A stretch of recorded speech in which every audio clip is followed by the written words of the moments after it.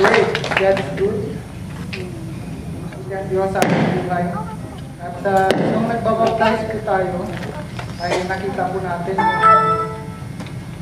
meron pong umiyak, no? Merong masayang-masaya. Talagang nagpapasalamat ako sa Lord. I really thank the Lord for sa isang kaibigan, no, na talagang he really accepted Christ as his Lord and personal Savior. Na tuwing makikita ko siya, ay talagang tuwang-tuwa po yung aking puso. No? Actually, I never share a word, yung gospel. Dinala lang natin siya sa ating prayer meeting. And then he decided to receive Christ. No? He never asked me any questions. Basta tuloy-tuloy lang siya. And until now, he followed Jesus and believers baptism. At talagang nakita ko even during the baptism time, nakita ko yung joy, yung tuwang-tuwa talaga siya na mabilang siya sa family ng God. And I've seen some of you crying tears of joy. At for a long time, alam ko yung desire to be baptized. At natupad din yung pangarap na yun. And we will go on and move on and baptize all the people who wants to follow Christ and believers baptism. Nandito po yung ministry na to upang i-usher kayo. We will usher you all the way hanggang buhay po kami. Ay patuloy po kaming tutulong at patuloy po kami mag-usher sa inyo sa believers baptism. Palakpakan mo kapatid natin Diyos.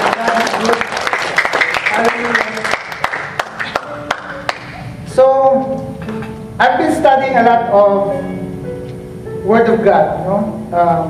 Para po fitted sa ating pong audience, sa ating mga listeners. But I found one which is a great verse na comprises ito from Genesis to Revelation. This is all about it. When you study the book of, or the Bible from Genesis to Revelation, this is the main verse na lahat po tayo ay, we memorized it, even the children really memorized it. But somehow, somewhere, ay nami-misinterpret po natin. O we really do not understand each words na nakalagay doon. That's why we are going to study it tonight. Para po sa ating kaalaman kung gaano, how great our God is and how faithful our God is sa ating buhay. Pinamagatan ko itong a superlative statement. Eto na yon, walang bawas, walang kulang, walang sobra.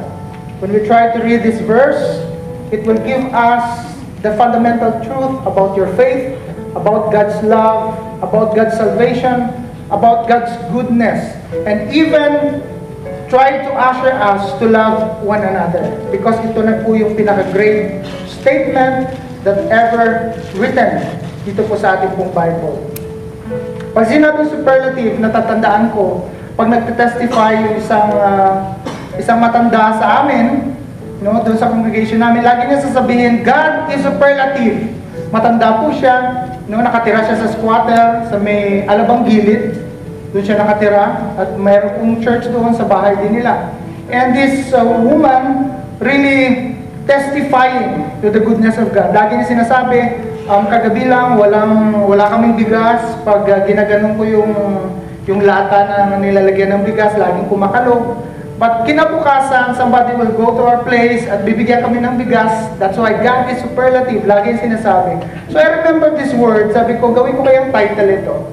Para maganda yung, ibig sabihin, surpassing all others. Pag sinabi superlative, wala na pong hihigit dito. Eto na yun. This is the supreme, no? Constituting the degree of grammatical comparison that denotes an extreme. So adjective, describing somebody supreme, no? The highest, the mightiest, the powerful. Ito na yung pinaka-matinding statement na nabitawan sa salita ng Diyos. Sinabi dyan sa 1 John 4:8, isa sa mga text verse na kukuhanan natin ng lesson natin, God is love. Definite na yon, God is love. Why God is loving people? Ang sinabi sa Jeremiah, mga puso ng tao ay matitigas. Jeremiah 17. And even in Romans 3, sabi ni Paul, 10 and the succeeding verses, sabi ni Paul, no one seek God. No one is good. So ibig sabihin, everybody falls short from the glory of God. Walang makakapagsabi dito that you are good, that you are a loving person, because all of us came from a rebellious character. Mga ano po tayo, suwail sa ating Panginoon. We don't know how to love. Naturuan lang tayo ng Panginoon, that's why we love. Sa mga lalaki naman, we love as much as we can. Kaya maraming girlfriend, no? Yun ang pagkakaunawa sa loving na tinatawag. But, in other words, nung sinulat ito ni John, he said, God is love. Nagmahal ang Diyos despite of unloving ang tao. Nagmahal ang Diyos despite na ayaw ng Diyos ang ating karakter. Nagmahal ang Diyos even though we are not worthy of such love na ibibigay sa atin ng Panginoon, because God is love. And anyone who doesn't love others has never known God. Of course, as we accept Christ as our Lord and personal Savior, it will manifest the love of God. That's why Paul says in 1 Corinthians, no, the old has gone and the new has come. Kailangan makita yon. If you say that you love God, you must know how to love others. Hindi lang po yung mga lovable neighbors, especially yung quote-unquote, yung so-called, I don't like them. Kailangan nyo makita, you know how to love them. This is the verse. John 3:16. This is the verse that covers Genesis to Revelation. Ang sabi dyan, for God so loved the world. King James Version po kinuha natin. For God so loved the world that He gave His only begotten Son, that whosoever believeth in Him should not perish but have everlasting life. Himayin-mayin po natin yung John 3:16. Great because of the one who loved. Going back to the book of Genesis, after the fall of men, si Adam and Eve, they were cursed by God because God is justice. God cannot condone sin, nahahayaan ka lang magpatuloy that you will sin and sin against God. God cannot do that. In somewhere, God should stop and then the curse come. Anong ginawa? They were thrown out from that paradise. And because of the sin that they have against God, anong nangyari? That the guy, si Adam, kailangan niya mag-toil. Kailangan niya mag-do hard work for them to produce food or else wala silang kakainin. Sa babae, you must labor. Kaya mayroon yung birth pain na tinatawag. So yun ang mga curse na nangyari. But that is not the choice of God. That is the choice of man. But then, pumasok po yung God's love. Immediately, kailangan ang tao ay maligtas. Then God, anong ginawa doon? Kumuha ang Lord ng hayop. Because without the shedding of blood, there is no remission of sin. Kailangan merong dugong dadana for them to be ma-rectify ang kanilang kasalanan. So ang Diyos nagpatay, He killed an animal, taking all the skin and cover it to Adam and Eve. First love na binatawan ng Panginoon. Hallelujah! God can let go after sinning against God. God just can throw you away and then create another man. But then why? Because God loved them so much. Hindi kinreate ng Lord si Adam and Eve without purpose. This is to give Him a pleasure. Kaya tandaan nyo lagi yan. We are created by God to give Him pleasure. But because nandun na yung present ng kaaway, no? Na-fall po sila sa sin. Another thing, God loved them. That's why God gave them dominion. Eh, nandun ang Diyos eh. Bakit bigyan ko pa ito ng authority to govern the animals, to govern the creatures? Sa paradise ko, eh, nandito naman ako. I can govern everything because of God's love. Ayaw ng Diyos maging robot ka. He wants you to live a normal life with choices of your own. Gusto ng Diyos mamili ka. Gusto ng Diyos makakapagtrabaho ka with all your mind, your heart, your willingness. That's why God has given them the authority. Sa iyo na, govern everything that I have created here. But then, nakita natin, ang tao ay napawalay sa ating Panginoon. But it doesn't stop there. Di ba? After cutting yung skin ng animal, covering them with the blood of the animal, anong ginawa ng Lord? Nag-isip siya ng isang paraan na kung saan once and for all,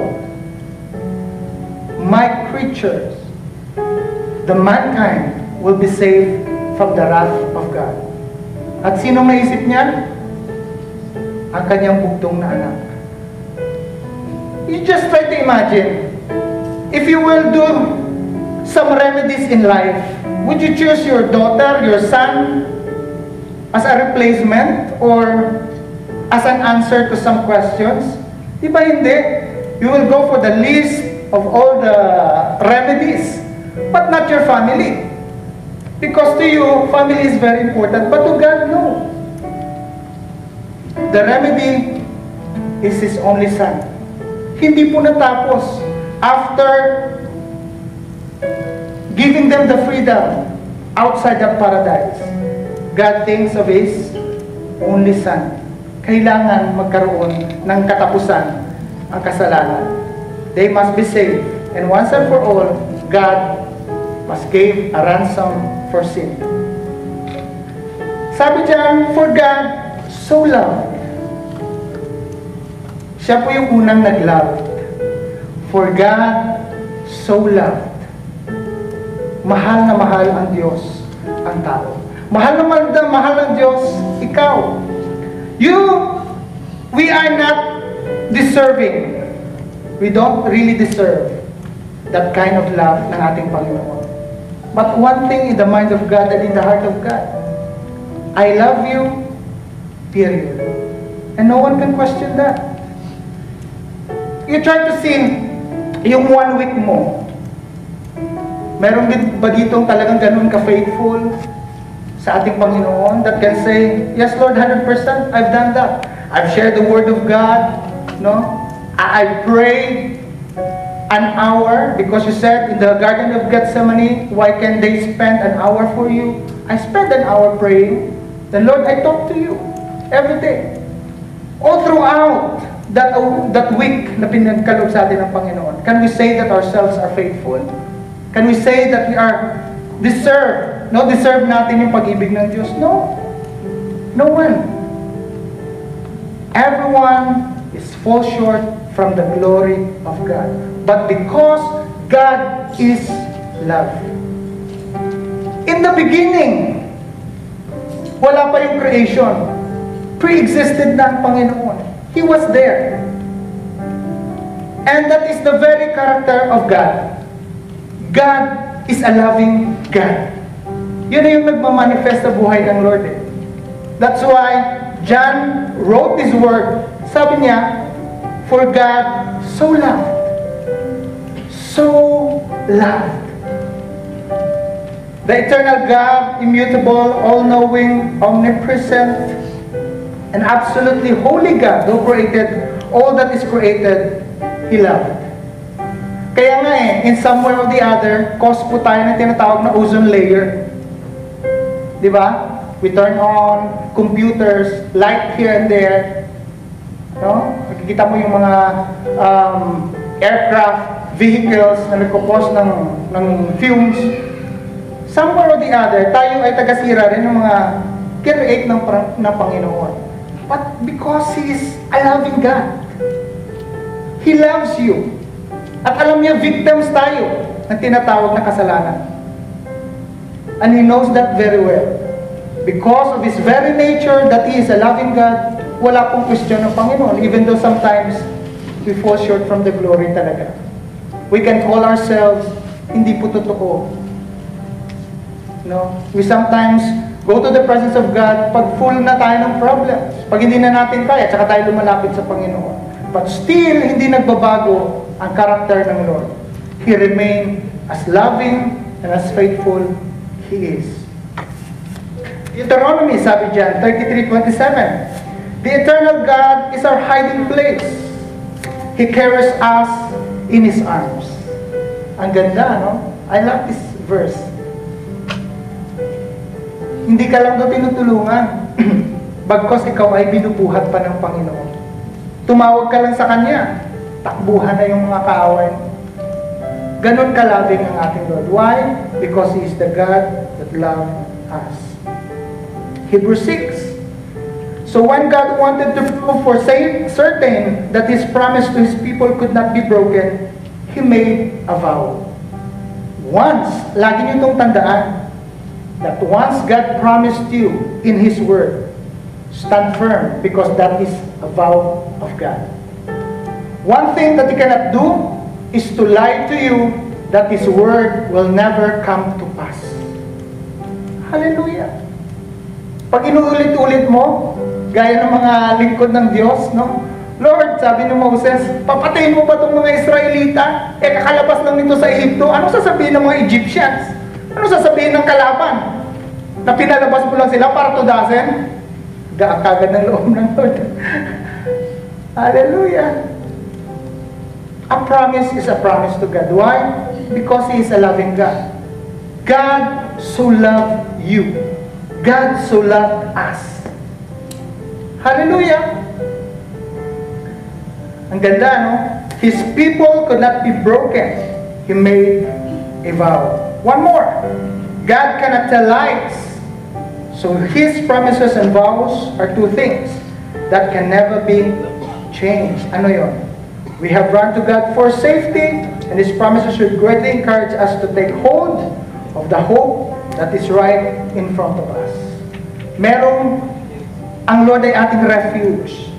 And that great hope, blessed hope that we are waiting for, that He is coming soon to take you out of this world. And that is a promise. Alam mo ba, matatahimik ka lang sa problema if you're not here on earth anymore. If you are in the presence of God. And what He promised, I will come back. Ano sabi ng dalawang angels doon? People of Jerusalem, why are you looking up to heaven? Sabi sa book of Acts. The same Jesus who ascended, the same Jesus will come down. And that is the blessed hope that we are all waiting for the coming of the Lord Jesus Christ. And that is a promise. Ano sabi niya dyan? His promises should greatly encourage us to take hold of the hope. And that is our hope, that God is coming soon. God is coming back again to take you out from this world as He promised us to be with Him in His paradise. Mga kapatid, kung hindi nag-promise ng Lord, uuwi din ako eh. Hindi ko kayo pagbibigyan ng panahon.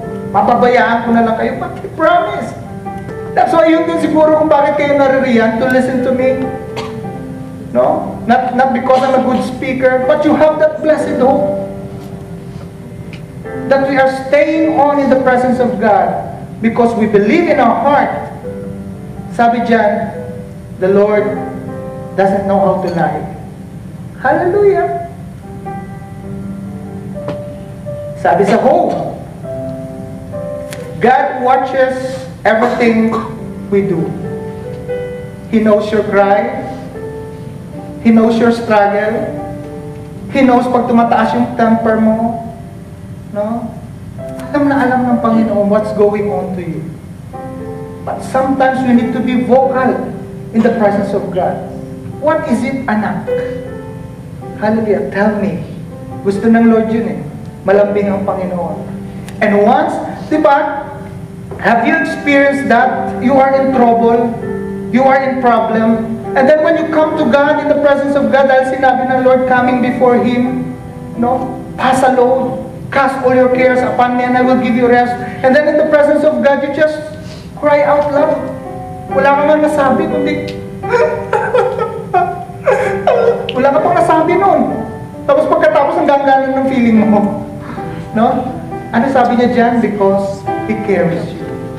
He comforts you. Nandyan yung pangako ng Lord. Hallelujah! He lifts you up. Great because of whom He loved. John 3:16 is great because of whom He loved. Ang sabi niya, for God so loved the world.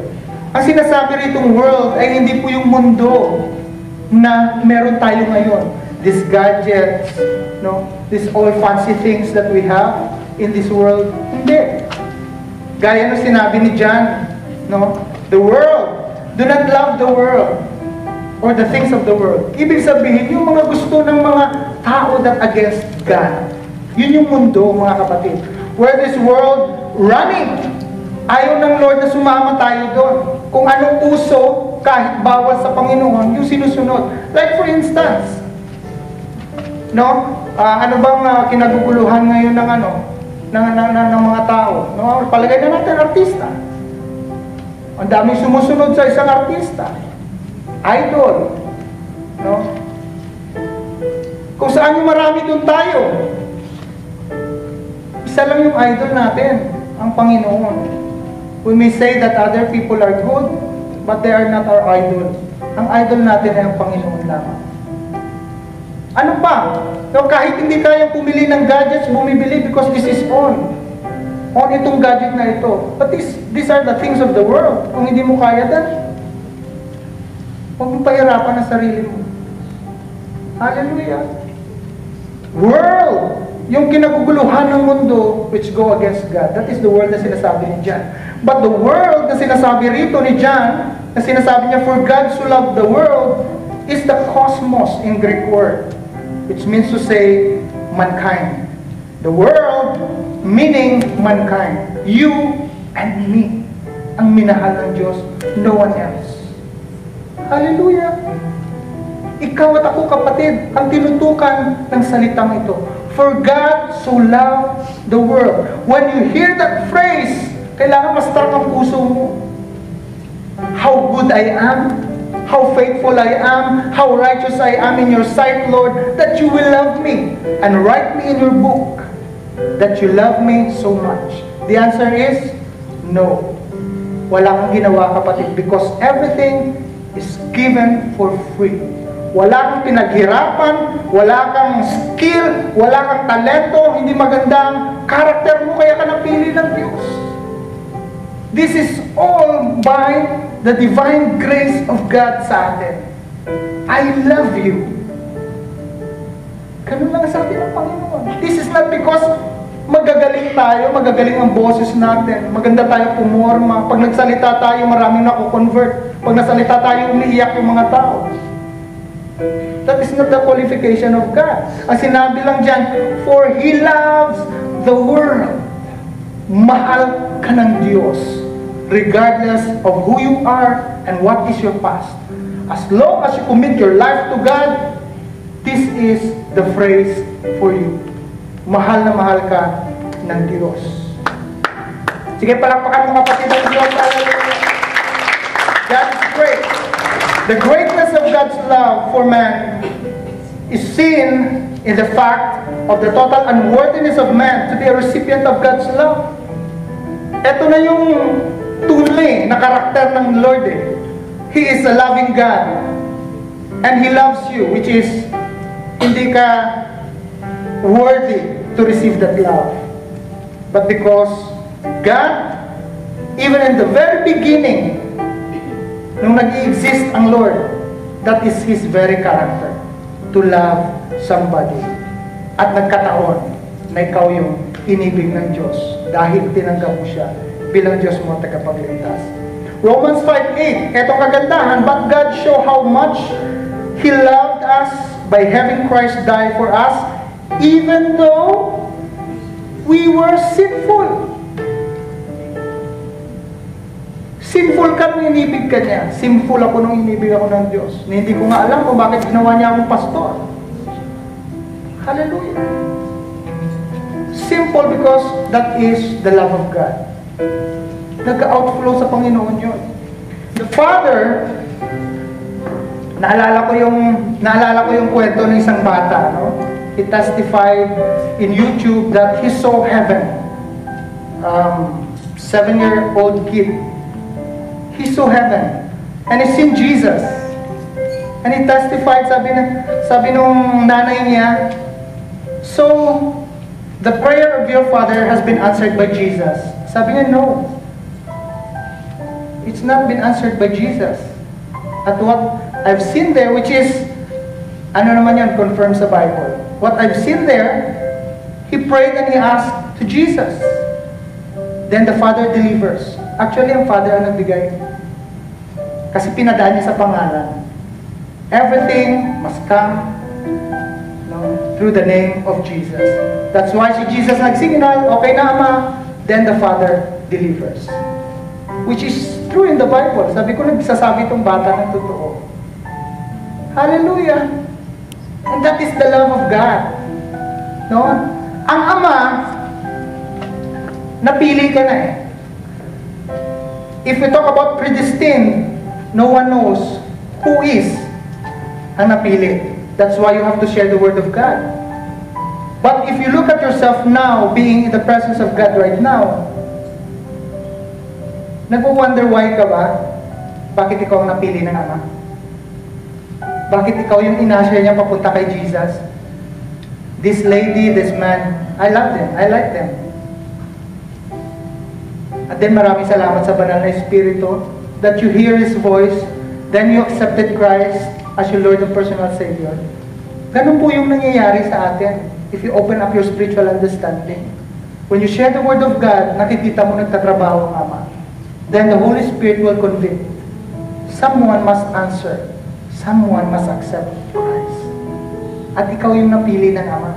Hallelujah! Palakpakan po nga natin ang bawat isa. You are victorious in the name of Jesus. Kaya kapatid, in every trials that comes in your life, imagine mo lang. Just try to recall everything.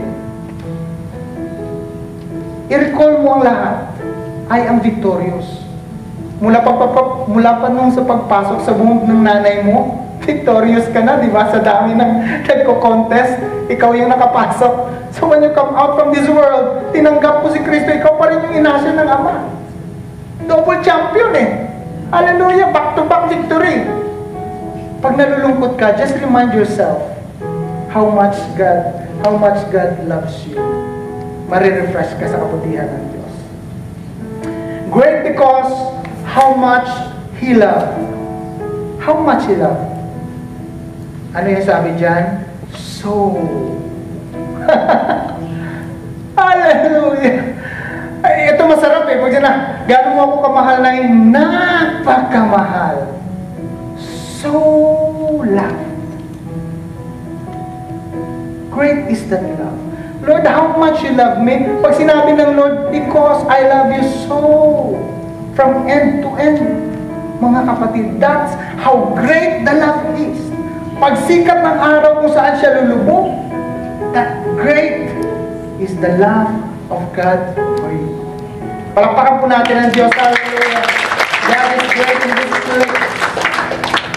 Sabi sa John, think how much the Father loves us. He loves us so much. Sobra-sobra. Walang kulang, laging sobra-sobra. So much. That He lets us be called His children as we truly are His children. The extent of God's love. Anong sabi dyan? For love, in John 3:16, is agape. Tayo, sa mga mag-asawa, we call it eros. No, the Greek word for that is eros. Meaning, it's a feeling, mutual feeling, husband and wife. Yun ang atin. And if we call it phileo, other word pa rin, no? It call it friendship, affection. No? Mahal ko siya bilang kaibigan. But this love of God, yung sinabi niya dyan, for God so loved the world, ang love dyan ay agape. Agape means you cannot measure that love because He can offer His life for you. Yun ang ibig sabihin ng agape. Meron ba tayong agape? Oh, para sa iyo, pastor, wag na. Diba? That is the reaction because you have only phileo love. You cannot love to that extent. Only God can do that. That's why, if you wonder, explain ko muna, agape, Greek word, translated as love. Agape is love which of and from God, whose very nature is love itself. God is a loving God, that's why He is agape. He can offer Himself. He's a loving God. Nung nag-exist siya, He's a God of love. Yun na yung very nature niya, wala nang ibang nature doon. God is love, He is a love.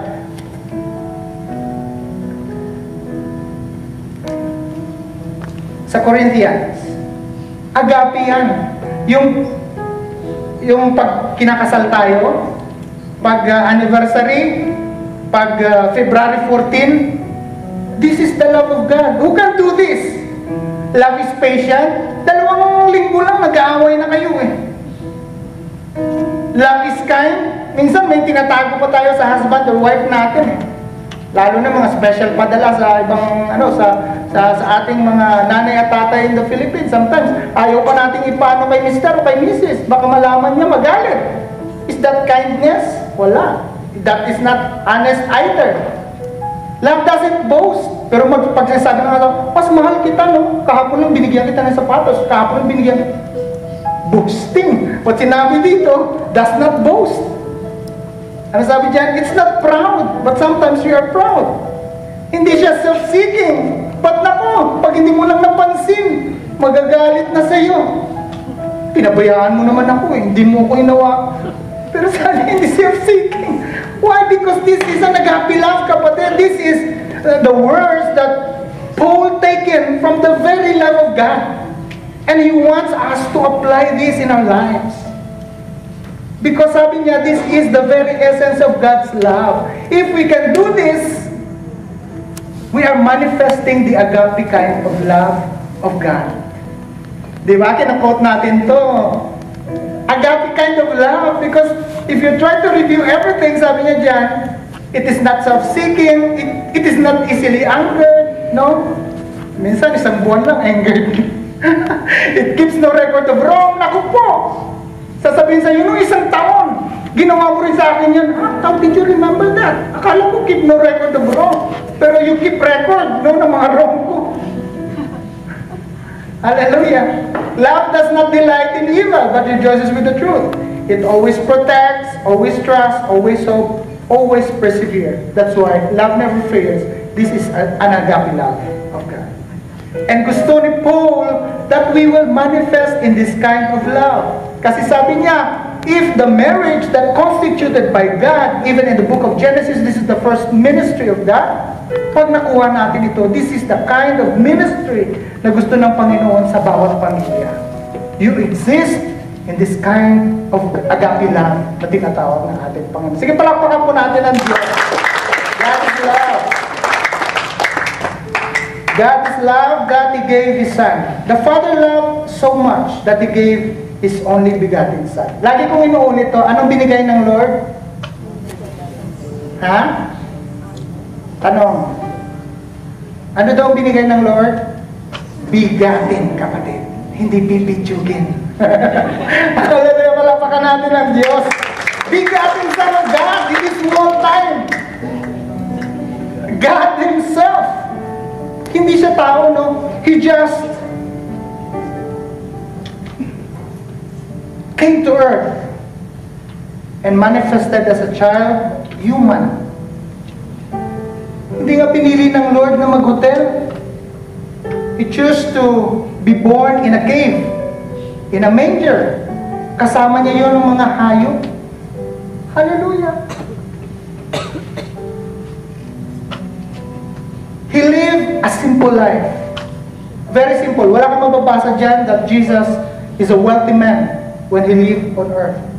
Wala kang mababasa dyan. But to prove that God is wealthy, He is wealthy enough to ask yung disciple niya, kuha ka ng dyan, silver sa bibig ng ng isda. Meron dyan.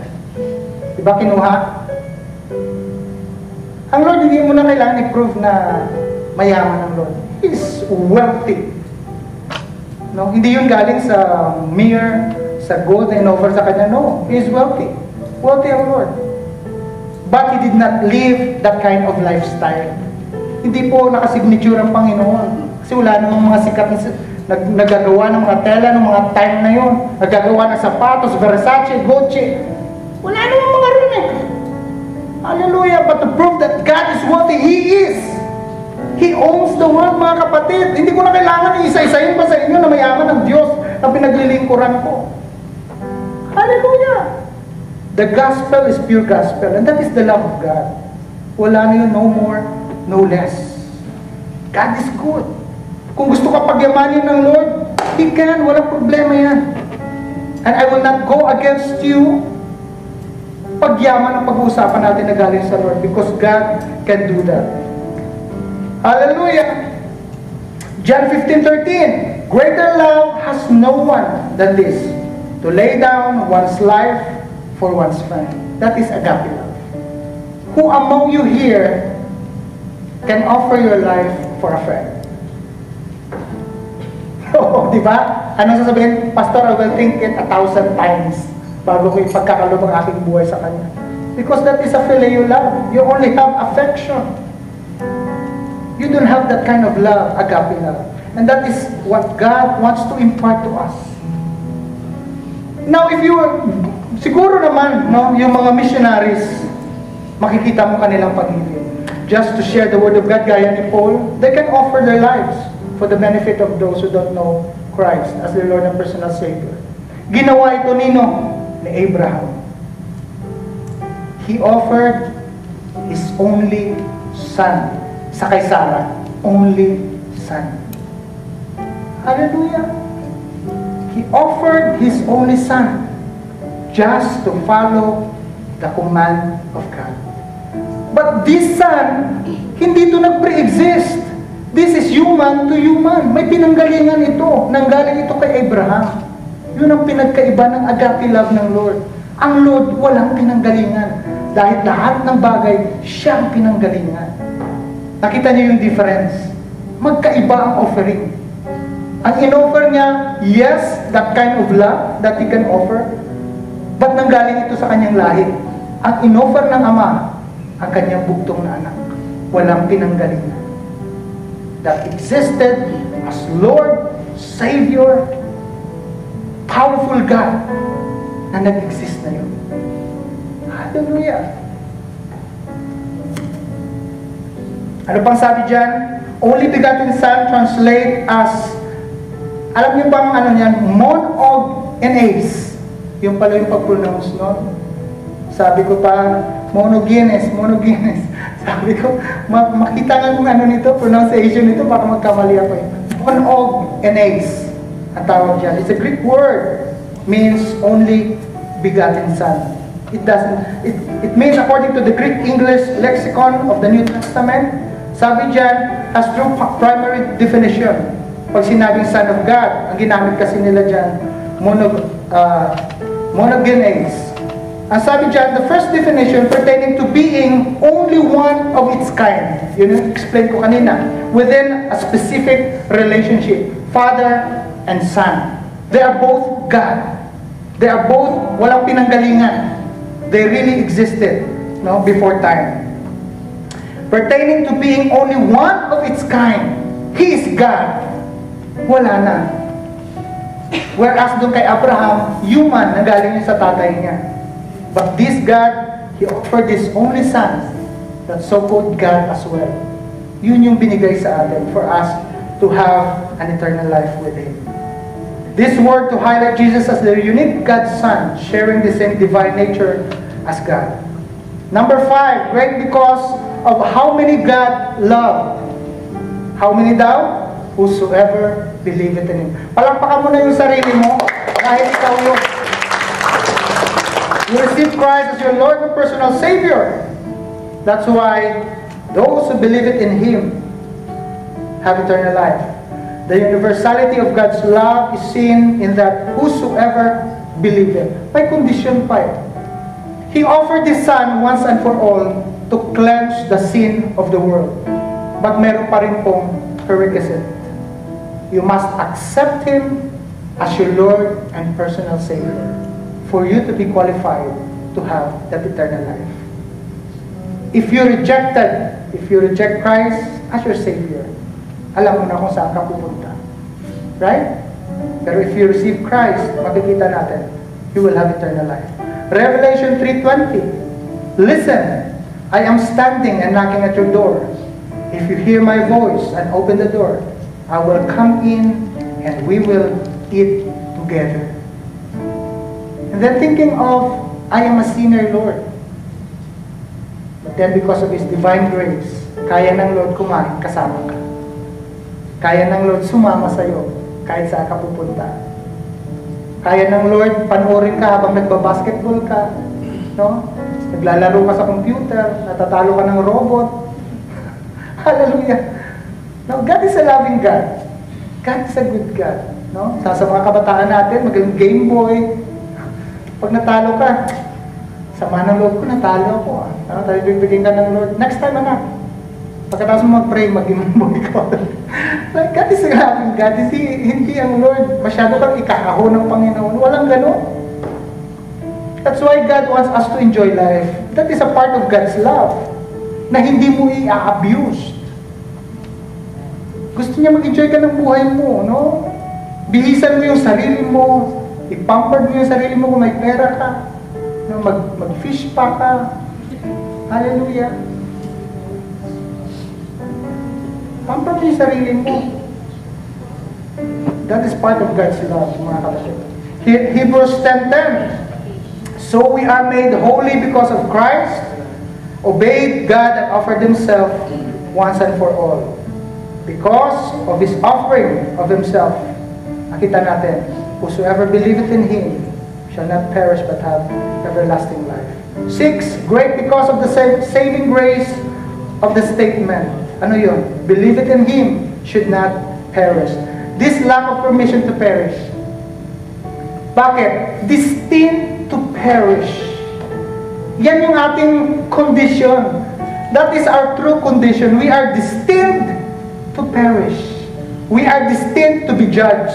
We are destined for hell. But God doesn't permit that. Why? Because He offered Himself. He said, for those who believe will not perish. Kaya tanda mo yung kapatid. Kaya magtataka ka minsan kahit gano'ng kadapa, when you come back to God, talagang walang makakapag-judge sa'yo. When you come back to God, muli kang may sigla ka sa Panginoon, God will welcome you 24/7 ng oras. He is always there, ready to accept us. Ganun kabuti ang ating Panginoon. Ang condition lang is to receive Him as your Lord. It teaches us that anyone who believes in Jesus Christ, God's Son, will be saved. God will ultimately reconcile every soul that received Jesus for them to spend eternity with Him. Automatic. No second thought. Gaya nung na-crucify, di ba? Yung isang prisoner doon. Ano sabi niya? Lord, remember me when you are in paradise. Sabi pa ng Lord, tomorrow after shopping, tomorrow after 3 days, after my resurrection, I will go back to you. And hindi, di ba? Ano sabi niya? Today, ngayon din, now, you shall be with me in paradise. Ganun ang pag-ibig ng Diyos. Walang second thought. When you come to God, gusto-gusto ng Panginoon yan. Hallelujah. John 1:12, yet some people accepted Him and put their faith in Him, so He gave them the right to be the children of God. The parable of the lost coin. Alam niyo ba ang lost coin na ito? Or suppose a woman has 10 silver coins, and loses one. Doesn't she light up a lamp, sweep the house, and search carefully until she finds it? Bakit ginawang parable ito ng Lord? You know, this is not new to the Jews. Alam ng Jews yun. Yung kanila pong pag kinakasal sila, meron po silang silver coins. Equivalent ng wedding ring po natin. No? Kaya kailangan kompleto yun bago magpakasal ang bride and groom. So pag nawalan ka ng isa, hindi matutuloy yung kasal. That's why they searched, no? She searched for this silver coin na nahulog. Kasi kung walang wedding ring. Hallelujah. Ang sabi niya dyan, and when she finds it, she calls her friends and neighbors together and says, rejoice with me, I have found the lost coin. In the same way, I tell you, there is no rejoicing in the presence of the angels of God over one sinner who repents. Ganon ka-diligent maghanap ang Diyos. Hinanap ka ng Panginoon. Hindi ka naman naghanap sa Lord eh. Gaya ng lost coin. Ikaw yun. Hinanap ka niya at kanya kang natagpuan.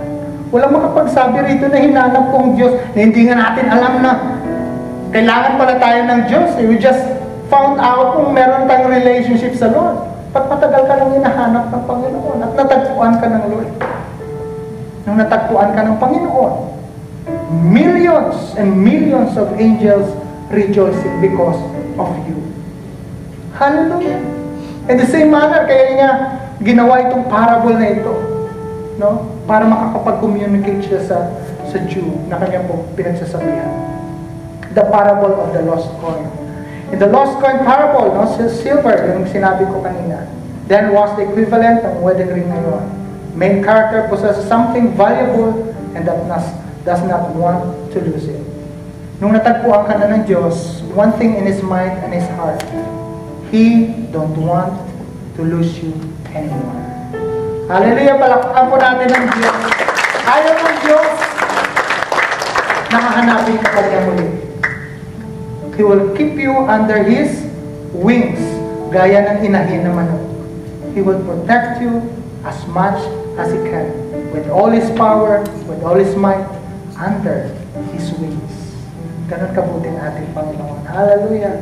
The main character rejoices in finding the lost coin, no? But does not rejoice alone. Nagtawag pa ng mga anghel para mag-rejoice. The main character, yung God natin, expresses care in either the looking or handling of that which was lost. Another parable is the parable of the lost sheep. Alam na natin to. In the book of Luke, makikita mo yan, no? Lost sheep, lost coin.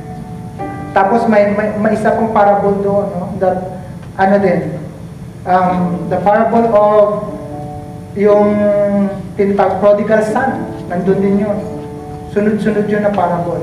Sabi diyan, then Jesus told them this parable. Suppose one of you has 100 sheep. Alam natin to. And loses one of them. Doesn't he leave the 99 in the open country and go after the lost sheep until he finds it? And when he finds it, he joyfully puts it on the shoulder. Ano to? Customary ito ng mga Hudyo. Kaya meron dyan eh. Before the crucifixion of Jesus Christ was painted, the first painting is Jesus with the Lamb. Because of this, mas ano yun sa mga Hudyo, yung painting na yun. They can recognize why? Because yan ang alaga nila, nilalagay nila dito. And one of the painting is that Jesus carrying the Lamb. Nakita niyo ba yun, yung painting na yun, na may hawak ang Panginoon na Lamb? Or kinikerry ganun? Mas recognize ng Jew yun kaysa sa crucifixion. It means to say na ganun Ganon siya ka-proud sa kanyang hayop. Nilalagay pa rito. Di bali na mag-amoy ano rin siya, no? Sheep. But he is really proud of carrying the lost sheep. At tinatawag niya yung iba to rejoice with him na natagpuan niya po ang kanyang lost sheep. And goes home. Then he calls his friends and neighbors together and says, "Rejoice with me. I have found my lost sheep." Ganon din pong ginawa ng Lord sa atin. Call all the angels and rejoice with him because he found you and he found me. Incidentally, this first illustration of the shepherd carrying, sinabi ko na, original figure po. In this parable, Jesus paints with words a beautiful picture of God's grace in his desire to see the lost that return to him. Men seek honor, avoid shame, but God seeks to glorify himself through us, his sheep, his sons, and his daughters. Yun lang naman ang gusto ng Panginoon. That his name will be great sa ating buhay.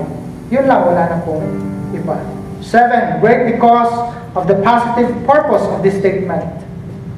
But have an everlasting life. Everlasting life is indicated of grandeur and blessed with awaits saved. Eto na yun. The totality of being saved, walking by faith with God, and then the rapture comes. Eto na yun.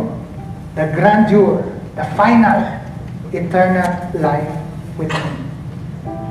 At sino makakapagsabi, no, that we are worthy of eternal life? No one.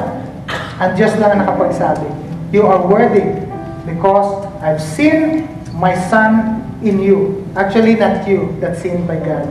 The Son, the covering of the precious blood of Jesus that is in you, na nakikita ng Ama. It's not you, but Jesus Christ, His Son, that is in you. Yung nakikita niya. That's why you are qualified for the eternal life na nakahanda para sa atin. 2 Corinthians, sabi dyan, our body is like a house. We live here on earth. When it is destroyed, we know that God has another body for us in heaven. The new one will not be made by human hands as a house is made. This body will last forever. Right now, we cry inside ourselves because we wish we could have our new body which we will have in heaven. Incorruptible body. Natanong sa akin ng kapatid, can we see Jesus face to face? I think yes. You can see His face now because you are incorruptible body. You are glorified. No? Lugi ka naman nun. Up until heaven, hindi mo pa rin maaninag si Jesus. No? He done that in the Mount of Sinai for Moses. Kinover ng Lord. Because ang katawan ni Moses is sinful nature. Human. Hindi po pwede. He will die exactly with the presence of God. But there, sabi sa Revelation, your light is not the light in the electricity, but the glory of God that shine forth the city. Walang namamatay sa glory of God. Maani nagmumukha ng Lord. Doon mo, Lord, paano lang, glance lang ng konti, pogi pala ng Lord. Oh. Ganda ng mata mo. Hallelujah. Lord, pa-shake hands, ha? Hallelujah. Joy. Bakit? Time will come na ibababa yun. At dito tayo. There is joy. Diba? Happiness. Everything. Wala nang mourning, walang crying, no pain, nothing. So dun sa langit, we will rejoice with God. Hallelujah.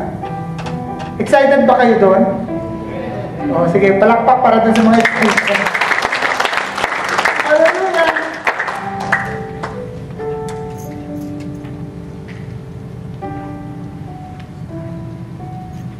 Everlasting life is the inheritance which is reserved in heaven for the saved. Grabe, reserved para sa atin. We will receive the great things that we have been promised.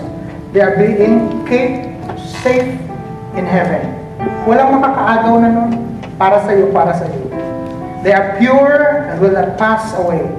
They will never be lost. Ang crown mo, kapatid, maaga ka pa nagigising, ano ka ng gitara, you will have that in due time. Mananawa ka sa crown at sa bato na ipagkakalob sa iyo ng Lord. Your faithfulness to be here every Sunday will give you the crown of glory. Mantakin mo yung King of Kings na magbibigay sa iyo. Hallelujah! Yung soul na nasisiran mo, pag nakita mo doon, great rejoicing. No? Pare, akala ko, yung sinare ko sa iyo, hindi nagbunga eh. Hindi na tayo nagkita, nandito ka rin pala. Hallelujah! Great rejoicing in heaven. What God has promised to us will never be lost. This truth also gives us hope of life that lasts forever. God promised this before the world began. He cannot lie. What is that? The eternal life. He cannot lie. You will be in heaven. You will be in paradise. Last of all, John 3:16. Great because of the condition upon which man can enjoy the benefits of God's wonderful love. The faith which avails is faith which worked by love. Sabi sa Galatians, if we belong to Jesus Christ, it means nothing to have or not to have gone through the religious act of becoming a Jew. But by faith, working through love is important. It doesn't matter. Kudyo ka man, hintil ka man. As long as you work by faith, trusting in God, yun yung hinahanap ng ating Panginoon. Loving God means to obey His Word, and His Word is not hard to obey. We love Him because He first loved us. Hindi ikaw ang first na nag-love. Conclusion.